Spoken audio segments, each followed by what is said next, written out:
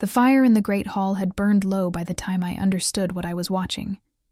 I told myself I had misread it, that the angle was wrong, that the dim light of the torches had played tricks on my eyes, that the wine, which I had barely touched, had somehow clouded my mind. I told myself every reasonable thing a woman tells herself when the truth is too sharp to hold. But I had seen it. I had seen him. The hall of Caerveth Castle was magnificent that evening, as it always was during the Feast of the New Moon. A tradition older than the kingdom itself, when every noble house sent their finest, when the long oak tables groaned under the weight of roasted boar and honeyed bread and deep copper pitchers of dark ale. Candles burned in iron chandeliers above our heads, casting gold over everything, over the shields mounted on the stone walls, over the tapestries embroidered with wolves and moons, over the faces of lords and ladies who laughed too loudly and smiled too carefully. The air smelled of wood smoke and roasting meat, and the faint sweetness of dried lavender that the servants tucked into the rushes on the floor each feast night. I was seated far from the high table. That was not unusual. I was Lucy Ashvale, an Omega from the borderlands, brought to court 8 months ago as a healer's assistant, valued for my knowledge of roots and tinctures, invisible to almost everyone who mattered. My seat was near the side door, close enough to the warmth of the fire, but far enough from the dais that I could observe without being observed. I had learned, in my months at Caerveth, that invisibility was its own quiet gift. I wore my best that evening, a clean linen dress the color of pale wheat, my gray woolen cloak fastened at the collar, my blonde hair braided down my back, in the simple way I'd always kept it. I was not beautiful in the way the noble ladies were beautiful, with their jeweled nets and their painted lips and their gowns of silk that whispered when they moved. But I was presentable. I was honest. And on that particular evening, I had allowed myself, foolishly, I now understood, to feel something close to hope. Because for the past 3 weeks, King Sebastian had spoken to me. Not in the way kings speak to servants, with commands or dismissals. He had spoken to me the way a man speaks when he is genuinely uncertain of something, standing in the castle's east corridor while I was gathering dried herbs from the wall bundles, asking me about the border villages I had come from, about the old healing ways, about whether I truly believed that wolfsbane could calm a fevered wolf if prepared correctly. His blue eyes had stayed on my face the entire time. He had not looked away. And when I had answered him, carefully, honestly, without flattery, something in his expression had shifted, like a door opened only slightly, showing a sliver of warm light. I was not so foolish as to believe that meant anything certain. He was the Lycan king. I was no one. But hope does not ask permission before it takes root, and mine had grown quietly in those 3 weeks, watered by nothing more than attention and the particular silence of a powerful man who chose repeatedly to stand near me. That was what made the sight so unbearable. She was Lady Seraphine of House Dunmore, dark-haired, imperious, draped in deep crimson silk, the kind of woman who had been trained since childhood to occupy the center of every room. She was seated at Sebastian's right hand at the high table, which alone meant nothing. Noble placement was always political. But as the feast wore on and the torches burned lower, I watched, from my quiet corner, my ale untouched, and I saw what happened. He leaned toward her. His dark braids fell forward, and then, in a gesture so deliberate it could not be mistaken, he pressed his lips to the curve of her neck, just below her jaw, just above the collar of her crimson gown, and I saw the faint shimmer that every wolf in the kingdom would recognize. A mark. Not full, not permanent, but the beginning of one. An intention made visible. The table around them erupted in quiet approval.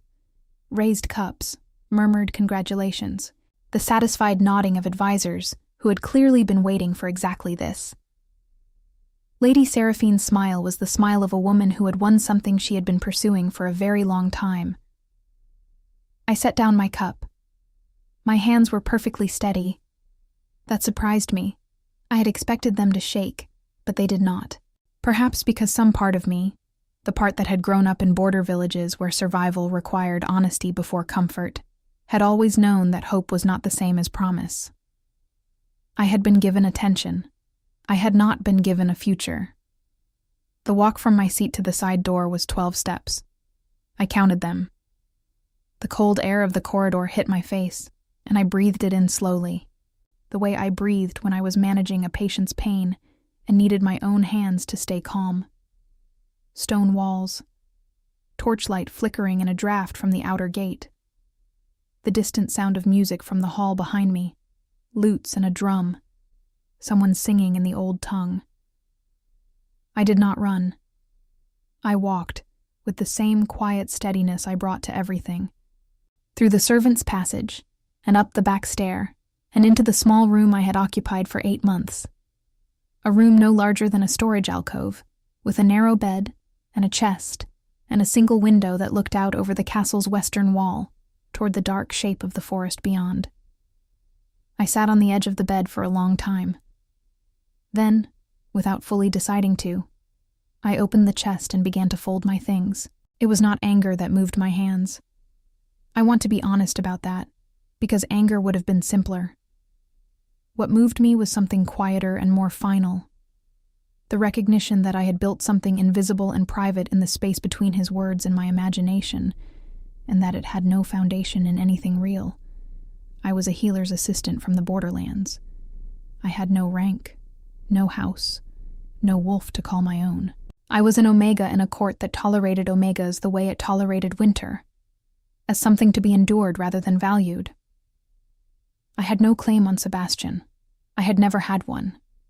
But I had allowed myself to feel seen, and the loss of that, not of him but of the feeling, was enough to make me methodical in a way that felt like grief wearing work clothes.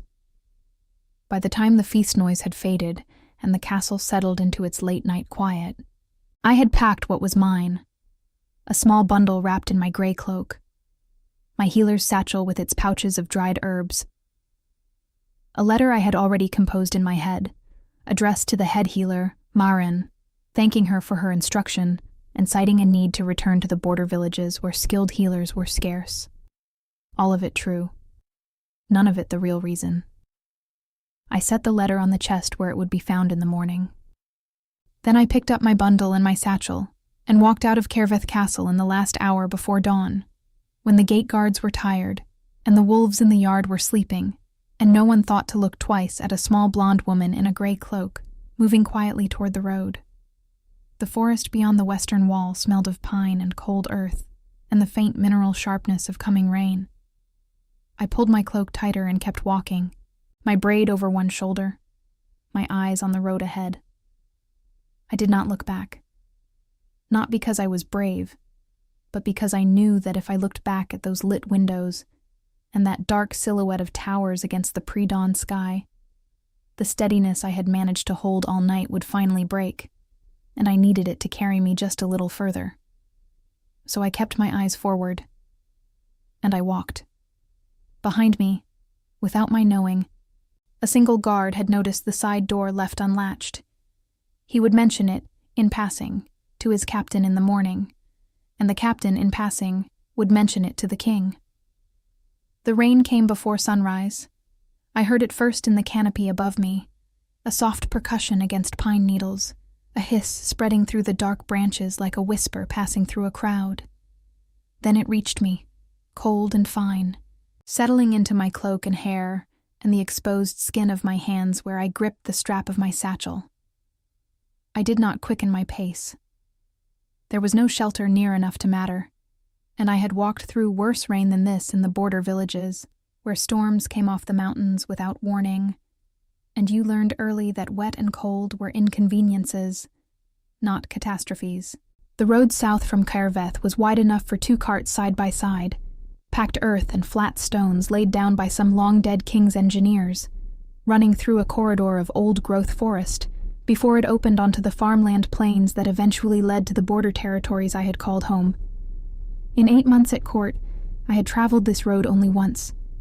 arriving on the back of a healer's wagon with my satchel on my lap and a letter of introduction from the village elder, who had taught me everything I knew about roots and remedies. I had been 22 then, nervous and quiet, watching the castle towers grow larger against the autumn sky and telling myself that this was an opportunity, that a healer's apprenticeship at the king's court was more than most Omega women from the borderlands ever received. I was 23 now, walking back the way I had come, in the rain, before dawn. I chose not to think about that parallel too directly. By the time the sky began to gray at the edges, I had reached the crossroads where a weathered stone marker pointed in 3 directions: north to Caerveth, south to the border plains, east to the river town of Dunford. I stopped there, not because I was uncertain of my direction, but because my feet, in their thin leather boots, had found a puddle deeper than it appeared, and I needed a moment to wring out the hem of my cloak and breathe. It was in that moment of stillness that I heard the hoofbeats. Distant at first, a rhythm absorbed by the wet forest, muffled and directionless. Then closer, resolving into something deliberate and fast, coming from the north, from Caerveth.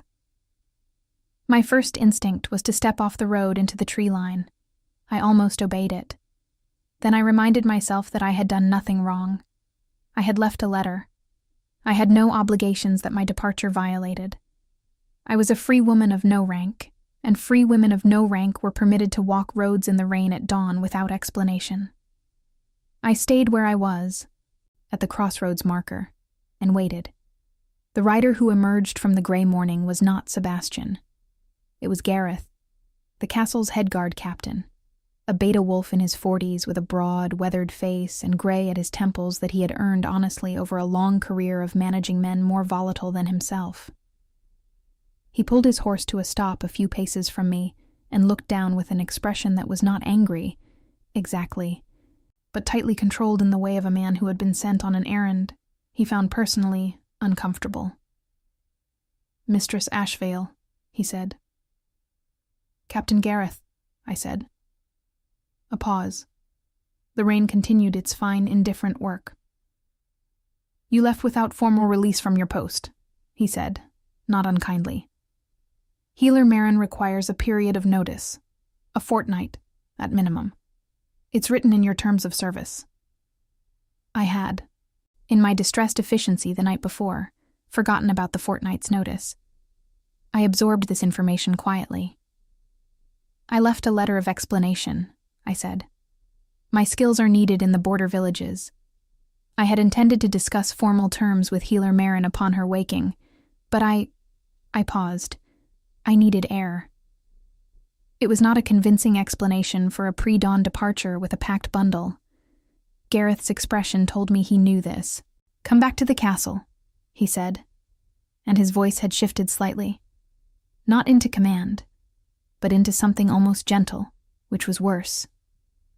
"Settle the notice terms properly. Then, if you still wish to leave, no one will stop you." I looked at the road south. Then I looked back at him. "Is that a request?" I asked carefully. "Or an order?" He had the grace to look uncomfortable. "A request," he said after a moment. "From Healer Marin, who is genuinely distressed at your absence and would like to speak with you herself." Not from the king, then. I noted the omission with the same methodical attention I brought to everything. Gareth had been sent by Marin, or he was willing to claim he had been. Either way, Sebastian had not sent for me. Of course he hadn't. He had spent the previous evening marking Lady Seraphine in front of his entire court. He would not have noticed a missing Omega healer's assistant until someone pointed it out at breakfast. "Very well," I said, because I was not, fundamentally, someone who ran from things, only from situations where staying would cost me more than I could afford to spend. A fortnight's formal notice was a practical matter. I could manage a fortnight. "I'll return to complete the notice period." Gareth visibly relaxed. He dismounted and walked beside me rather than riding, leading his horse by the reins, which I thought was either genuine courtesy or an attempt to ensure I didn't change my mind and disappear into the tree line. We walked in silence for a while, the rain easing to a mist around us. "You've been good for the healing ward," he said eventually, in the tone of a man who had decided that some conversation was better than none. Myron said so. She doesn't say that easily. "She taught me a great deal," I said honestly. "I'm grateful for my time here." "The King's men have been in better health this winter than any winter I can recall," Gareth continued, which seemed like an oddly specific thing to bring up. "The tincture you made for the fever that went through the barracks last month, the men called it a miracle." "It wasn't a miracle," I said. "It was yarrow, elderberry, and willow bark, prepared correctly and given early enough. The miracle was that the men actually took it without complaint." Gareth made a sound that might have been a laugh. "That was the captain of the guards doing. He told them it was the King's own remedy." I glanced at him. "Was it?" Another small silence. "The King asked about its preparation," Gareth said carefully. "Several times." I said nothing. I filed this information in the same place I was filing everything from the past 12 hours. In a part of my mind that was organized and sealed, and would not be reopened until I was somewhere far enough away that it couldn't hurt me anymore. We reached the castle gate as the gray morning was becoming something closer to actual dawn, a pale light pressing through the cloud cover from the east. The gate guards looked at me with the carefully blank expressions of men who knew something had happened but had not been told what. I walked through with my bundle and my satchel and my wet cloak, and my braid coming half undone from the rain, and I felt the weight of those walls settle around me again with a familiarity that I resented and could not entirely disown. Marin met me in the healing ward corridor. She was a tall woman in her 50s, sharp-eyed and spare with words, with gray-streaked hair always pinned severely, and hands that were more expressive than her face. When she saw me, something in her posture shifted. Not into relief, exactly, but into the kind of tension release that comes when you have been holding your breath and finally stop. "You foolish child," she said, not unkindly. "I'm 23, I said, "and I'm 51, which makes you a child." She took my wet cloak from my shoulders with the brisk efficiency of a woman who had managed crises for 30 years, hung it near the fire to dry, and pressed a cup of warm broth into my hands before I had fully registered what was happening. "Sit. You're soaked through and your hands are cold enough to feel it from here." I sat on the low bench beside the fire and wrapped both hands around the cup. The warmth moved through me slowly, like a tide coming in. "I left a letter," I said. "I read it." She settled onto the stool across from me, studying my face with that precise diagnostic attention she brought to every patient. The border villages. Very responsible. Very thorough. A pause. Not a single true word in it. I looked into my broth. "You don't have to explain yourself to me," Marin said more gently. "I am not asking. I am only telling you that I know, because I am not blind, and I have been at this court for longer than you have been alive, and I have seen what it does to women who feel things quietly." She folded her hands in her lap. "The notice period is a formality. You'll stay a fortnight, train young Pella to take over your preparations, and leave with a letter of recommendation that will open any healing house in the kingdom to you. That is what I can give you." I nodded. My throat was doing something I was not going to permit in front of her. "And Lucy," she said, and waited until I looked up. Her gray eyes were unexpectedly kind. "What you are is not less than what others are. It is simply different. Remember that, wherever you go." The fire crackled between us.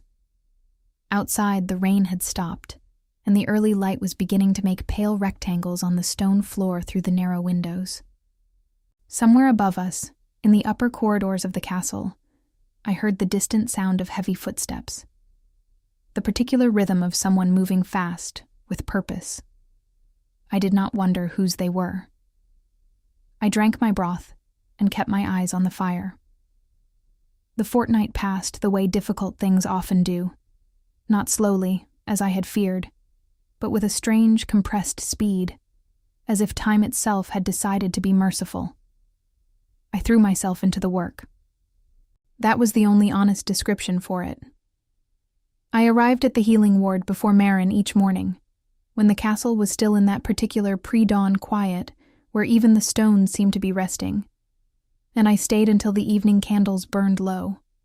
I catalogued every remedy, every dried herb bundle, every preparation method I had developed over 8 months into a bound record that Pella, my replacement, a nervous beta girl of 17 with good hands and better instincts than she knew, could follow without confusion.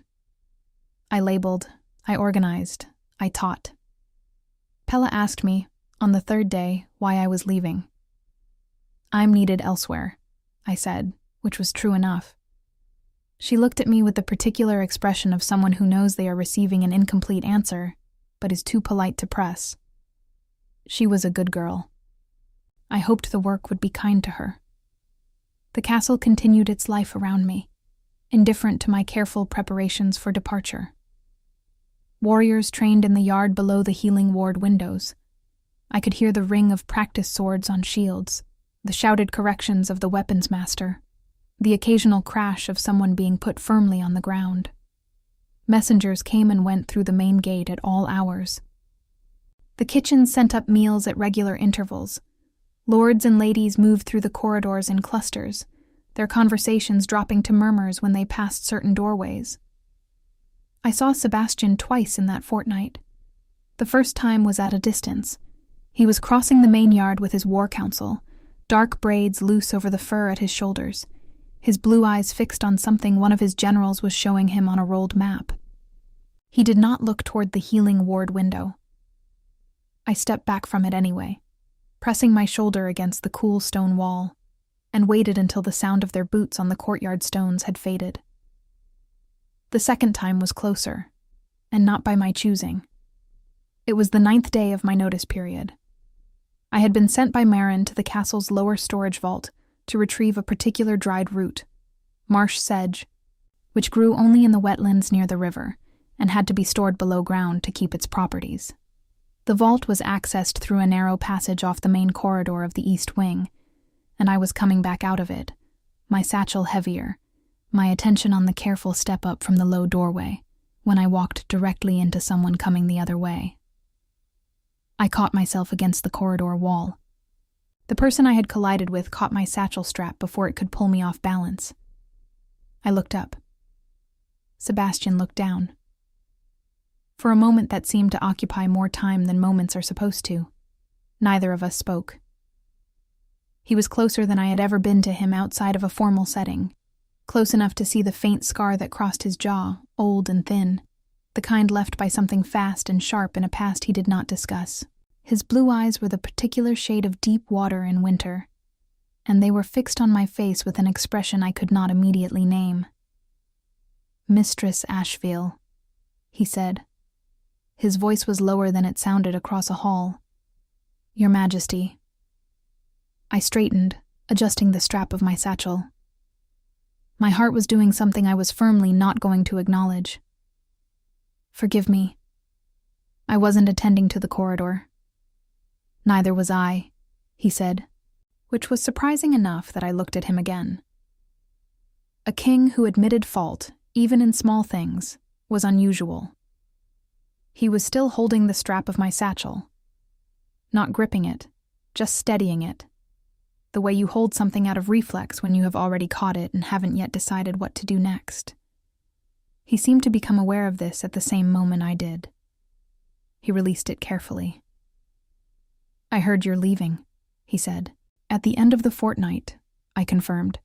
"Healer Marin has been generous with the transition arrangements." Something moved across his face. It happened quickly, and I had spent enough time observing things that most people missed to catch it.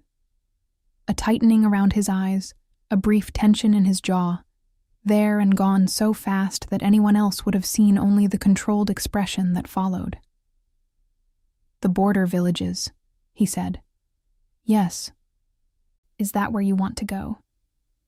It was phrased as a question, but landed like something else. Heavier, more careful. The way a man places a stone he is uncertain about. I looked at him steadily, which took more effort than I allowed to show. It's where I'm needed, I said. He was quiet for a moment. The corridor was empty around us, torches in their iron brackets pushing back the shadows, the distant castle sounds making the silence between us feel more precise by contrast. You've been useful here, he said finally. Which was, I recognized, the vocabulary of a man who was trying to say something and had not yet found the right words for it, defaulting to the language of practicality because the other language was harder. The men in the barracks. The fever last month. Gareth told me you were the one who managed it. Marin directed the treatment, I said carefully. Gareth said it was your preparation, your tincture. His eyes stayed on my face. He also said you told him it wasn't a miracle, just yarrow and willow bark. I blinked. He told you that. He tells me most things. A pause. He mentioned you were at the crossroads in the rain before dawn. The corridor felt smaller than it had a moment ago. I kept my expression even. I had intended to settle the notice period upon healer Marin's waking, I said, which was the same explanation I had given Gareth, and which was no more convincing the second time. Sebastian's jaw tightened slightly. Lucy, he said. Not Mistress Ashvale, but my name, plain and unornamented, and the sound of it in his voice did something I was not prepared for. Why did you leave that night? Not a question, a direct thing, placed in the air between us, requiring a direct answer. I looked at him. I thought about all the careful, diplomatic responses I could give, about the border villages, about skills being needed, about the natural conclusion of an apprenticeship. I thought about how easy it would be to give him one of those answers and step past him and spend the remaining 5 days in the healing ward and leave cleanly, with nothing messy trailing behind me. Then I thought about the way I had sat on the edge of my bed at midnight and folded my things with hands that would not shake, and I decided that I had already spent enough of my life being smaller than I actually was. I think you know why, I said quietly. He held my gaze. The torchlight shifted between us. Seraphine, he said, not explaining, acknowledging. You don't owe me an explanation, I said, and I meant it. Meant it with genuine steadiness, not with the brittle brightness of someone pretending to be fine. You made a choice appropriate to your station. I am an Omega Healer's assistant from the borderlands. I was never... I paused, choosing words with precision. I never had any claim on your attention. I understood that. And yet you left before dawn in the rain, he said very quietly. Yes, I said. Because I am also a person, and people sometimes need to leave rooms before they say something they cannot take back. The silence that followed was not empty. It was the kind of silence that has weight and texture, that pushes against things. Sebastian's expression had changed again. The controlled surface was still there, but something beneath it had shifted into something I could not name and was not sure I should try to. The arrangement with Seraphine, he began, is not my concern, I said gently but firmly. Truly, Your Majesty, I wish you both well. I adjusted my satchel strap and met his eyes one last time. Now, if you'll excuse me, Healer Marin is waiting for this route. I stepped past him carefully, not touching, leaving him in the corridor with his unsaid things and the torchlight and whatever he had intended to say that neither of us would know now. I made it back to the healing ward. I set the marsh sedge on the preparation table. I sat down on the low stool and began to sort it with methodical, steady hands. Pella, who was grinding dried elderberry across the room, glanced at me once and said nothing. Marin, who came in 10 minutes later, looked at my face, and then at the perfectly sorted herb on the table and said, very quietly, "Good girl." I did not ask what she meant. That evening, in the last light coming through the narrow window, I wrote a letter to the village elder who had sent me to Kerveth, asking if the border settlement still needed healers, stating that I would arrive within a month, and that I was bringing a full catalog of court-level preparations. I sealed it with plain wax, no crest, no rank, just Lucy Ashvale, writing to go home. 5 days remained. Somewhere in the east wing, I suspected, a king was standing in an empty corridor, with something unfinished in his hands. I chose, deliberately, and with full knowledge of what I was choosing, not to go back. The morning I was meant to leave, the castle woke before I did. I noticed it the moment I opened my eyes. A tension in the air that had nothing to do with weather, the kind of collective alertness that moves through a building the way a current moves through water. Invisible, but felt in every nerve. Voices in the corridor outside my door. Boots on stone, faster than usual. A horn call from the outer wall, short and sharp, the signal for an unscheduled arrival. I dressed quickly, braided my hair, and opened my door. The servant girl who nearly collided with me in the passage, a young Omega named Bess, who sometimes brought morning bread to the healing ward, was moving at a pace that was almost running. "What is it?" I asked. "The Northern Lords," she said, breathless, already past me. "Lord Caden of Ashmore and 3 others. They've arrived without invitation. Armed escort." I stood in the corridor for a moment, processing this. The Northern Lords were a fractious alliance of 4 wolf clans whose relationship with Kerveth had been, in the polite language of diplomacy, complicated, and in the honest language of people who lived near borders, actively dangerous. They controlled the mountain passes through which most of the kingdom's winter trade had to flow, and they had spent the better part of 2 decades testing the limits of how far a king would bend before he broke. The fact that they had arrived unannounced, armed on the morning I was supposed to depart, was the kind of coincidence that the border villages would call a bad omen and the court would call poor timing. I went to the healing ward. Marin was already there, moving with the compressed efficiency she adopted during crises, pulling supplies from shelves with both hands. She looked at me when I entered, and whatever she saw in my face made her pause for exactly 1 second. "Your departure," she said. "Can wait," I said. "What do you need?" She did not argue. That, more than anything, told me the situation was serious enough that she had set aside the complicated feelings she almost certainly had about my continued presence. "The Northern Lords travel with their own healers," she said. "But their wounded don't wait for politics. If there's been fighting on the road, and with that escort there may have been, we'll have patience before the Lords finish their first argument with the king." She pressed a bundled kit into my hands. "Set up the secondary ward. Pella will assist you." I set up the secondary ward. The patients came within the hour. Not many, but enough. 2 of Lord Caden's guards had taken blade wounds in a skirmish 2 days' ride from the castle.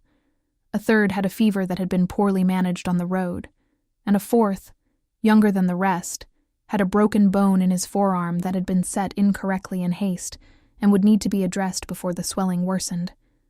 I worked steadily, methodically, with the particular focused calm that descended on me during practical emergencies. The part of my mind that knew what to do taking over cleanly from the part that was still sitting with last night's sealed letter and everything it meant. Pella was good under pressure, I was relieved to find. Her hands stayed steady. She followed instructions precisely and asked smart questions, and did not freeze when the guard with the fever woke disoriented and needed firm, calm handling before he registered where he was. "Talk to him," I told her quietly, while I checked the man's temperature with the back of my hand. "Not about the wound, about something ordinary, where he's from, what his family grows." She did. Within minutes, the man's breathing had steadied. I was rebandaging the 2nd sword wound, a clean cut, thankfully, deep enough to need care but nothing that would threaten the man's life, when I became aware that someone was standing in the doorway of the secondary ward. I did not look up immediately. I finished the bandage, tied it correctly, and checked the tension with 2 fingers the way Marin had taught me. Then I looked up. Sebastian was in the doorway. He was in full war council dress, leather armor, the crossed chest straps, the dark fur at his shoulders. And he looked like he had been in a tense room for several hours, which he probably had. His blue eyes moved across the secondary ward, with the assessing sweep of a man accustomed to reading situations quickly. They landed on the patients, then on Pella, then on me. Behind him, barely visible, were 2 of his senior advisors and Captain Gareth. "How many?" Sebastian said to the room generally, in the flat tone of a king gathering information. 4 patients, I said, keeping my voice professional and even. 2 sword wounds, 1 fever, 1 poorly set fracture. None critical if they're properly managed over the next few days. He nodded once. His gaze stayed on me for a beat longer than the information required. "You were supposed to leave this morning," he said. "The circumstances changed," I said. "They did," he agreed. And there was something in those 2 words that I did not fully understand. A weight that seemed to belong to more than just the arrival of the Northern Lords. Lord Caden appeared at Sebastian's shoulder, a broad, weathered man with iron-gray hair and the particular stillness of someone who had spent decades being the most dangerous person in most rooms. He looked at the secondary ward with an expression that shifted, almost imperceptibly, when he took in the organized rows of prepared remedies, the neatly bandaged guards, the calm efficiency of the 2 women working there. "Your healers are competent," he said to Sebastian, which from a Northern Lord was approximately equivalent to a declaration of goodwill. "One of them was leaving today," Sebastian said, still looking at me. Lord Caden looked at me directly. His eyes were pale gray, assessing in the way that wolves assess, not unkindly, but completely, without the social softening that most people applied to their observations. "Why?" he said. It was so unexpectedly direct that I almost laughed. "Personal reasons, my lord," I said. He looked at Sebastian, then back at me, then at the bandaged guards. "You set Roderick's arm," he said, nodding toward the youngest guard, who was sitting up now and looking considerably less pale than he had an hour ago. "I reset it," I said. "It had been placed incorrectly. He'll need to keep it bound for 3 weeks and avoid any weight on it, but it should heal cleanly." "Roderick is my nephew," Lord Caden said. I absorbed this. "He's young and healthy," I said. "He'll be fine." Something in the Lord's weathered face shifted, the barris softening, there and gone. He looked at Sebastian again. Some communication passed between them that I could not read. "We'll speak further," Caden said to the room, which seemed to include me in a way that felt deliberate. And then he withdrew with the advisors, leaving only Sebastian in the doorway and Gareth a few steps behind him. Pella had developed a sudden intense interest in organizing the supply shelf at the far end of the ward. Sebastian stepped into the room. Not far, just enough to be inside it rather than at its threshold. He stopped there and looked at me across the 2 patients between us, and I looked back at him. And for a moment we were exactly what we had been in the East Wing corridor 9 days ago. 2 people with something unfinished between them and no clear language for it. "Seraphine left yesterday," he said. I kept my expression still. "I'm sorry to hear that." "I'm not," he said. I set down the roll of clean linen I had picked up without remembering why. "Your Majesty, the arrangement with her house was political," he said, with the careful precision of a man who has decided to stop choosing the safer words. "Her father's alliance. The council has been pressing for it for 2 years. What happened at the feast was..." He stopped, His jaw tightened briefly. Poorly considered. Done publicly, before I had thought through what I actually wanted. That is between you and Lady Seraphine, I said, though my heart was doing something loud and inconvenient. It is, he agreed. I'm not telling you this to excuse it. I'm telling you because you walked out of this castle before dawn with your things in a bundle, and I spent 9 days trying to find the correct words for why that mattered, and I have not found particularly eloquent ones. He looked at me directly. I noticed you, Lucy. Not as a healer's assistant. I noticed you. And I handled that poorly. The ward was very quiet. The patient with the fever had drifted back to sleep. Roderick was looking very deliberately at the ceiling. You're asking me to stay, I said carefully. I'm asking you to not leave, he said, which is not the same thing. Staying implies I'm offering you something defined. I am not. Not yet. I am only telling you that the idea of you on the South Road with your bundle and your braid in the rain is something I find I cannot be indifferent to. And I have been indifferent to most things for a very long time.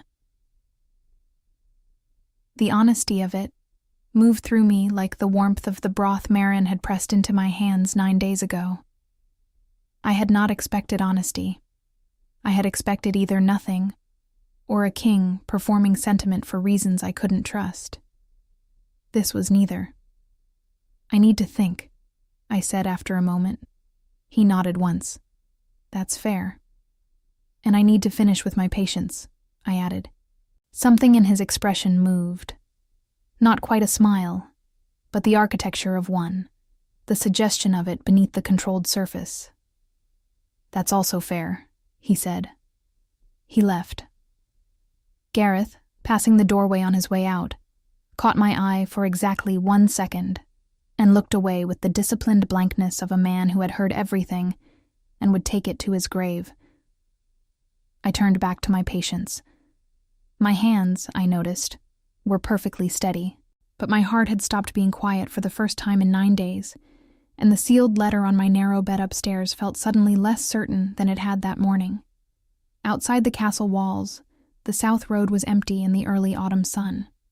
I looked at the ward around me, the organized supplies, the resting patients, Pella carefully labeling herb pouches with her careful, earnest hand.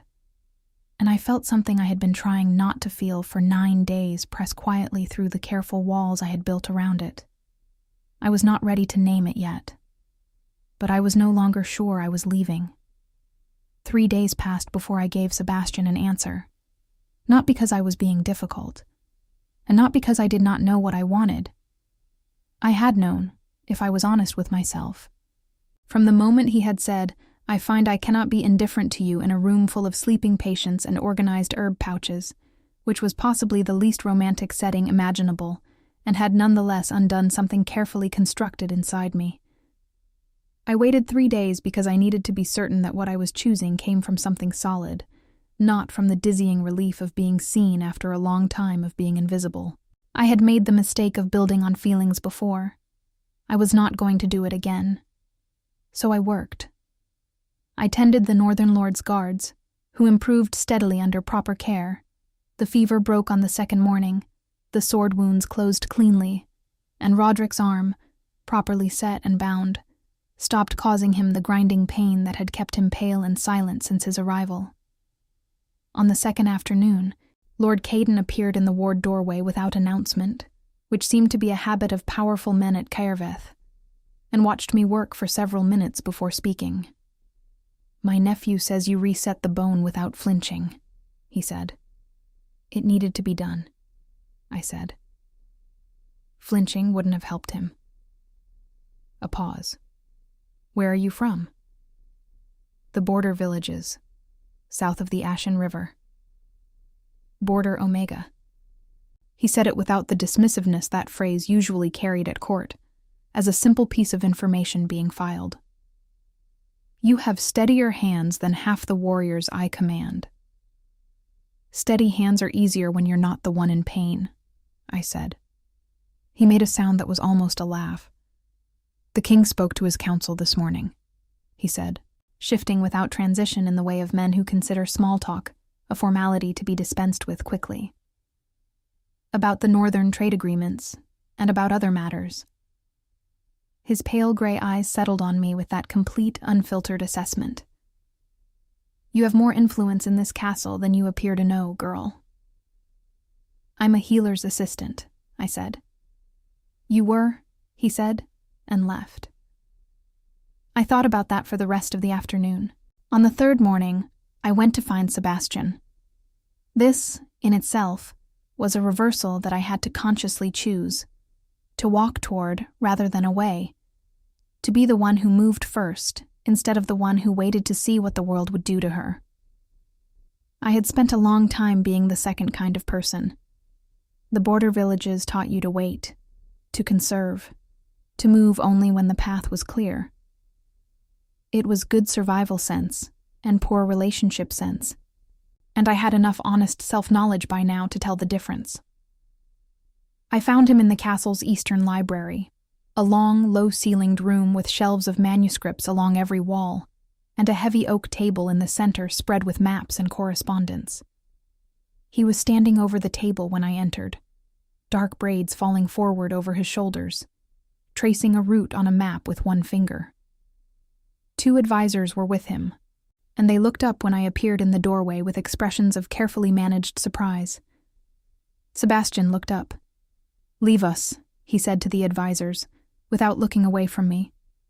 They left with the practiced invisibility of men who had learned not to comment on the king's decisions. The library settled into quiet around us. Candlelight moved across the spines of old manuscripts, across the lines of the maps on the table, across Sebastian's face as he straightened and waited. I walked to the table. I stood across it from him, my hands folded in front of me, and I looked at him directly the way I had learned to look at difficult things, with full attention, without the protective habit of glancing away. "I'm not leaving," I said. Something moved across his face, a release of tension so controlled that most people would have missed it. I did not miss it. "Because of the Northern Lord's guards," he said carefully, giving me an exit if I wanted one. "The transition period." "No," I said. "Not because of that." He was quiet. "I thought about what you said," I continued. "About not having something defined to offer. I want you to know that I'm not staying because I expect something defined. I've spent enough of my life waiting for certainty before I was willing to move, and I've missed things because of it." I held his gaze steadily. "I'm staying because when I stood at the crossroads in the rain at dawn, I knew I was leaving something real, and I think that's worth more than certainty." Sebastian moved around the table. Not quickly, with the deliberate care of a man who had learned that the most important movements should never be rushed. He stopped in front of me, close enough that I had to look up to meet his eyes, and the candlelight made shadows in the lines of his face and caught the silver fastenings on his chest straps and turned his blue eyes darker than the winter water I always thought of when I looked at them. "I have not been a simple man to be near," he said. "My counsel will not make this easy. There are those who will see an Omega healer from the border villages as insufficient." "I know," I said. "I've been insufficient to people for most of my life. I've learned it doesn't make me less." He looked at me for a long moment. Then slowly, he raised one hand and tucked a loose strand of my blonde hair back from my face. Just that. Just one careful gesture, but so deliberate and so gentle that it landed with the weight of something much larger. "No," he said quietly. "It doesn't." What followed was not simple. I want to be honest about that, because stories that skip the difficult middle do a disservice to the people who live through it. The weeks that followed Sebastian's quiet declaration in the library were full of friction. His council, 3 senior alphas and 2 beta lords who had spent years managing the political machinery of the kingdom, received the news of his interest in me with the diplomatic coldness of men who had opinions they were too careful to voice directly, but not careful enough to fully conceal. I heard it in the pauses before greetings, in the careful way they addressed me when they could not avoid it, in the small exclusions that were never large enough to challenge, but accumulated like stones in a river, until the current changed direction around them. Lady Seraphine, who had returned briefly to collect belongings she had left at the castle, passed me in the corridor on her way out. She looked at me for a long moment. Really looked, the way women look at each other when all the performance is gone. And then she said very quietly, "He never looked at me the way he looks at you." I noticed. And she left. I thought about that for a long time. Lord Caden, before he departed with his healed men and a newly signed trade agreement that the council grudgingly admitted was more favorable than anything achieved in the previous decade, stopped at the healing ward one last time. Roderick, his arm properly bound, his color fully restored, was with him. "The boy wants to thank you himself," Caden said, with the slightly exasperated air of a man who had been told this repeatedly and had finally conceded. Roderick, who was perhaps 19 and had the earnest face of someone who had not yet learned to be guarded, bowed to me with complete sincerity. "You fixed what others left broken," he said. "I won't forget that." "Take care of the arm," I told him. 3 weeks, no wait. 3 weeks, he repeated, like a vow. Caden looked at me one last time. "The border villages lose a good healer," he said. "Kerveth gains something it doesn't fully understand yet." He almost smiled. That tends to be how important things arrive. He left, and with him went the last of the immediate crisis that had kept me rooted in place when I might otherwise have talked myself into leaving again.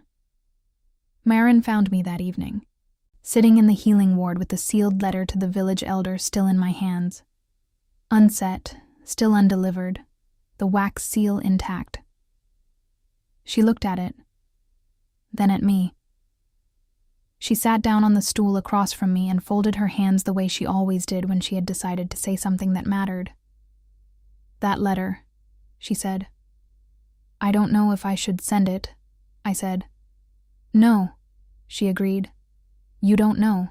That's different from knowing you should." A pause. "What does it feel like? Staying?"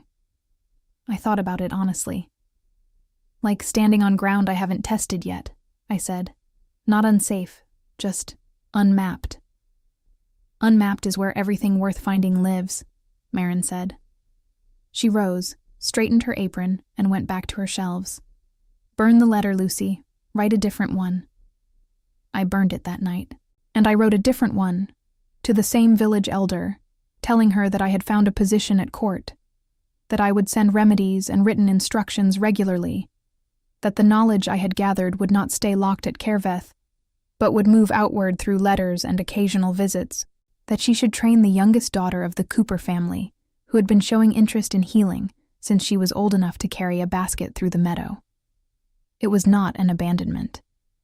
It was a different kind of service. Sebastian and I spoke, in the months that followed, with the slow, careful honesty of two people who have both been alone for long enough to have forgotten how to be careless with each other.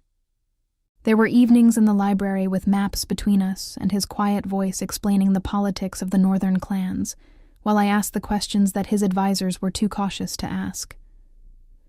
There were mornings in the healing ward where he appeared without announcement and stood at the doorway long enough that Pella stopped pretending not to notice, finally settling into outright smiling at her herb pouches whenever he came.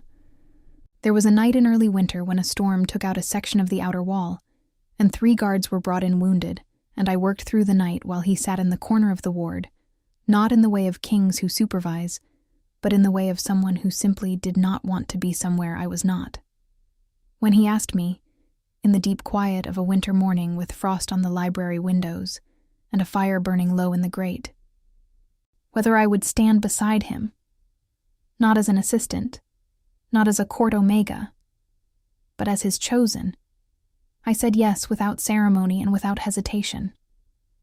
Not because I had stopped being afraid of unmapped ground, but because I had learned, in the course of one autumn and one winter and one carefully unsealed heart, that the only ground worth standing on was the kind you chose freely. The The council objected. Then they adapted, as councils do when the king has made a decision that is clearly not going to change. Marin cried, briefly, and denied it immediately after. Pella made a small sound that was entirely joy. Gareth, when he heard, said nothing at all, only nodded once with the expression of a man whose long patience had been quietly justified. Lord Caden sent a gift from the north, a bundle of rare mountain herbs that no court healer had access to, wrapped in oilcloth and accompanied by a note in Roderick's careful hand. 3 weeks. No wait. The arm is perfect. R. I put the herbs on the shelf and the note in my chest alongside things that mattered. The border villages received regular parcels after that. Remedies, written guides, dried herbs prepared to court standard. The Cooper girl turned out to have exceptional instincts, and I eventually made the journey south to teach her properly. With Sebastian's full knowledge and no objection, because he had understood from nearly the beginning that the version of me he had chosen came inseparably with the people I felt responsible for. That was the truth of us, not grand gestures or dramatic declarations, though there had been a few of those too, in the way of lives that carry real weight. Mostly it was smaller than that. A hand steadied in a corridor. A question asked honestly. A woman who had learned to walk away from things that diminished her. And a man who had noticed the diminishment and found he could not be indifferent to it. I had left before dawn in the rain with my things in a bundle and my braid coming undone, and I had been brought back by a tired captain on a muddy road, and I had stayed because something real was worth more than something safe. And in the end, in the long, quiet, unmapped end, that was enough. That was more than enough. It was everything.